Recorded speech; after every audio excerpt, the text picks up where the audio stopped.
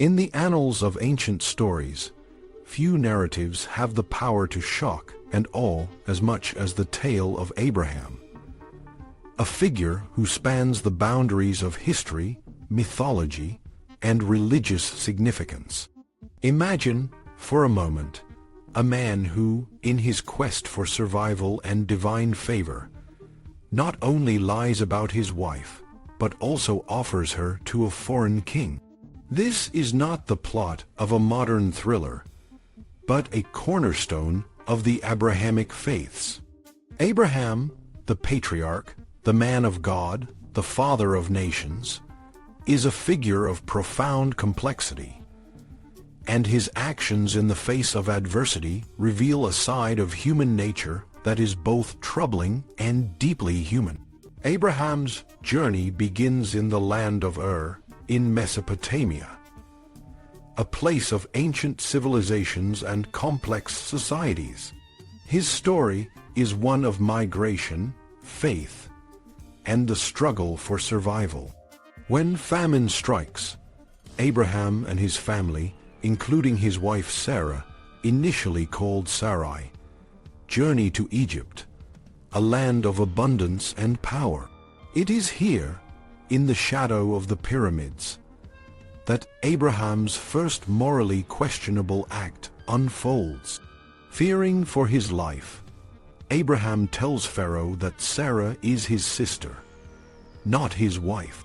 This stratagem, repeated twice in the biblical narrative, is a stark reminder of the lengths to which humans will go to protect themselves, even if it means putting others in harm's way. The consequences of Abraham's deception are immediate and severe. Pharaoh, attracted to Sarah's beauty, takes her into his household. The biblical text is silent on the details, but the implication is clear. Sarah's safety and dignity are compromised. God, however, intervenes, sending plagues upon Pharaoh's household. The exact nature of these plagues is not specified, but some commentators suggest they may have been a genital disorder that prevented intercourse. Whether this is the case or not, the outcome is the same. Pharaoh realizes the truth and, in a fit of anger and frustration, orders Abraham and Sarah to leave Egypt. This episode is not an isolated incident. In a later part of the narrative, Abraham repeats the same deception with Abimelech, the king of Gerar. Again, God intervenes, this time speaking to Abimelech in a dream to prevent him from taking Sarah. The repetition of this story serves to highlight a pattern in Abraham's behavior, one that raises questions about his character and the nature of his faith. Is Abraham's deception a testament to his fear and human frailty?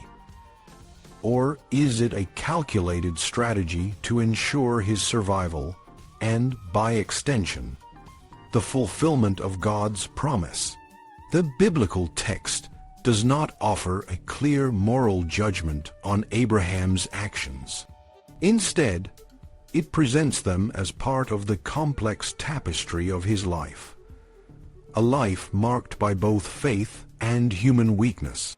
Abraham's willingness to put Sarah in danger for his own survival is a stark reminder that even the most revered figures in religious traditions are not immune to the flaws and fears that define the human experience.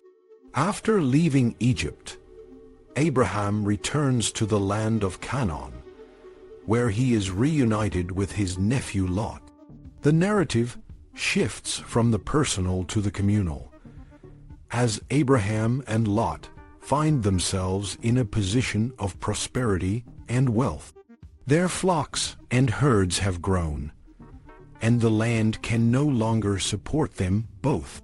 This leads to a moment of tension and conflict, as the herdsmen of both men begin to quarrel over resources. It is in this moment that Abraham's character is revealed in a different light. Rather than escalating the conflict, Abraham proposes a peaceful solution. They should part ways, and Lot should choose which land he wants. Lot, drawn by the allure of the well-watered plains of the Jordan, chooses to settle near Sodom, a city known for its wickedness. Abraham, on the other hand, remains in Canaan, where he continues to build altars and invoke the name of the Lord. This decision is not without consequences. Lot's choice to live in Sodom sets the stage for his eventual involvement in the city's destruction, a narrative that will unfold in the next chapter of the story. The contrast between Abraham and Lot is stark. Abraham, despite his flaws, is a man of faith and a peacemaker. He is willing to put aside his own interests for the sake of harmony and the fulfillment of God's promise. Lot, on the other hand, is drawn to the material comforts and apparent security of the city, a choice that ultimately leads to his downfall. The biblical narrative is rich with such contrasts and complexities. It does not shy away from the moral ambiguities of its characters, presenting them in all their human glory and frailty. Abraham's story is a testament to the idea that faith is not about perfection, but about the journey of growth and redemption. His moments of weakness and fear are balanced by his moments of faith and courage, creating a character that is both relatable and inspiring. In the end, Abraham's life is a reminder that the path of faith is not always easy or straightforward.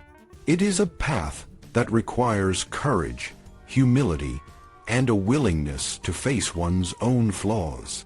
The story of Abraham is not just a tale from the past, but a mirror in which we can see our own struggles and aspirations. It is a story that challenges us to look beyond the surface and to understand the depths of the human soul.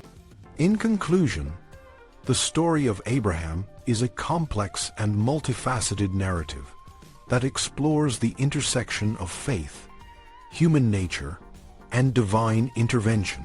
It is a story that continues to resonate with people of all faiths and backgrounds, offering insights into the human condition that are as relevant today as they were thousands of years ago.